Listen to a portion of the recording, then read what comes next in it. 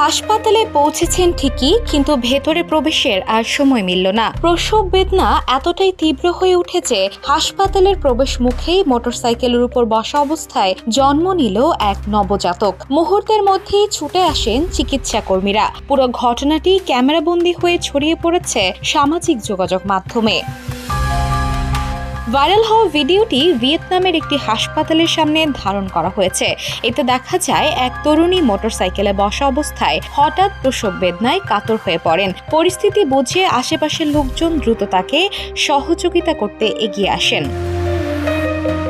কিছুক্ষণের মধ্যেই গ্লাভস পরিহিত চিকিৎসা কর্মীরা ঘটনাস্থলে পৌঁছে মোটরসাইকেলের পাশেই নিরাপদভাবে প্রসব করান। সফলভাবে নবজাতকের জন্ম হওয়ার পর মা ও শিশুকে প্রয়োজনীয় চিকিৎসার জন্য স্ট্রেচারে করে হাসপাতালের ভেতরে নেওয়া হয়। ভিডিওটি সামাজিক যোগাযোগ মাধ্যমে প্রকাশের পর ব্যাপক সাড়া ফেলেছে। অনেকেই চিকিৎসা কর্মীদের দ্রুত পদক্ষেপের প্রশংসা করেছেন। কেউ লিখেছেন, আর কয়েক মিনিট দেরি হলে কি হতো ভাবতেই শিউরে উঠছি। আবার অনেকে মা ও নবজাতকের সুস্থতা কামনা করেছেন। Desk report, the news.